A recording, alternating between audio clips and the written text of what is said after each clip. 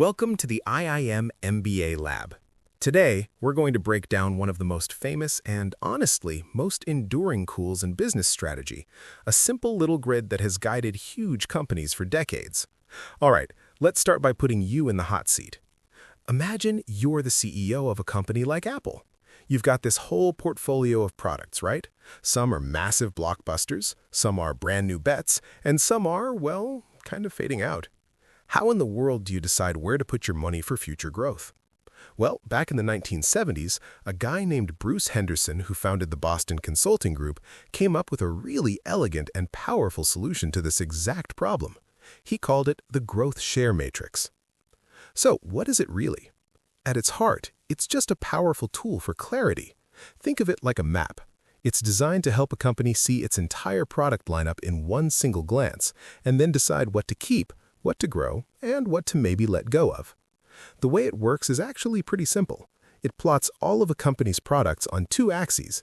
The vertical axis is market growth rate, basically how fast is the whole industry growing.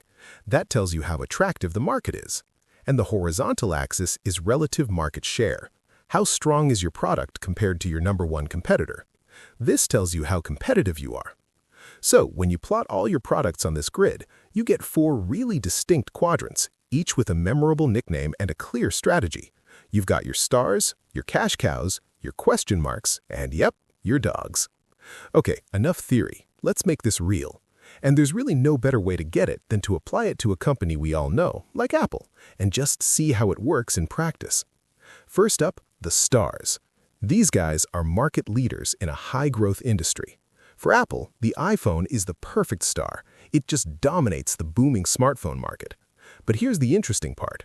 Stars both generate and consume huge amounts of cash.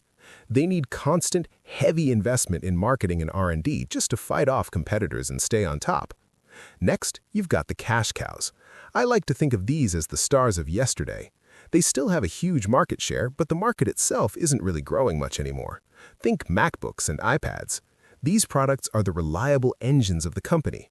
They bring in way more cash than they cost to maintain, and that cash is then milked to go fund the company's other riskier ventures.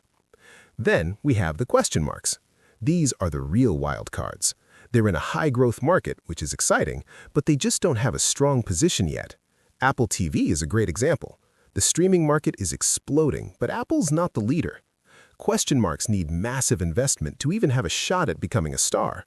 Their future is totally up in the air. They could become the next big thing, or they could just fizzle out. And finally, the dogs. These are the products with a low share of a low-growth market. The original iPod fits here perfectly, right? Once the iPhone came out, the whole market for dedicated music players just shrank to almost nothing.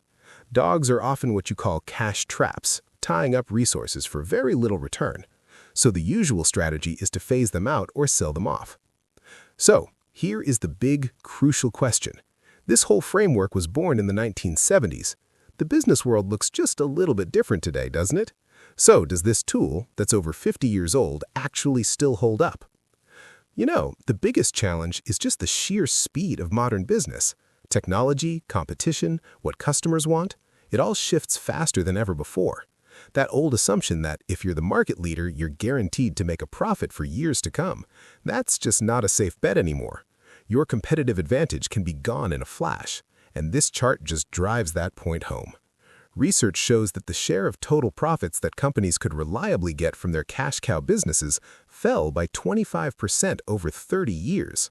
What that really means is that businesses are flying through these quadrants faster than ever before. What used to be a reliable cash cow that could fund a company for a decade can get disrupted and turn into a dog in just a few years. So you might be thinking, okay, the matrix is obsolete, but not so fast. While the old static way of looking at it definitely needs an update, the core idea of strategically managing a portfolio of bets is actually more relevant today than ever before. See, today, the goal isn't just to slap labels on your products and call it a day. It's about managing their flow through the quadrants with intention and with speed. It's about how quickly you can turn question marks into stars, how well you can milk your cash cows to fund those bets, and how decisively you can cut your dogs loose to free up resources. It's really become a tool for managing innovation itself. To adapt, the most successful companies now treat this like a dynamic playbook, not a static map. They accelerate their decision-making to keep up. They balance their portfolio by funding more smart experiments, which means more question marks. They use serious data analytics to rigorously pick which bets to double down on. And they measure the whole innovation pipeline to make sure they're always building that next generation of stars. In the end, it all comes back to the timeless wisdom from the Matrix's creator. As Bruce Henderson himself said, that fundamental need for a balanced portfolio with things that need cash and things that generate cash is what allows a company to really go after its opportunities. And that is just as true today as it was in 1970. And that leaves us with a final thought.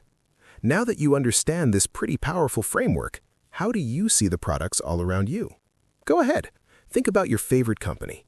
Can you spot their stars, their cash cows? What about the question marks they're betting their future on? You see, the Matrix is more than just a business tool. It's a whole new way of seeing the strategy that shapes the world we live in.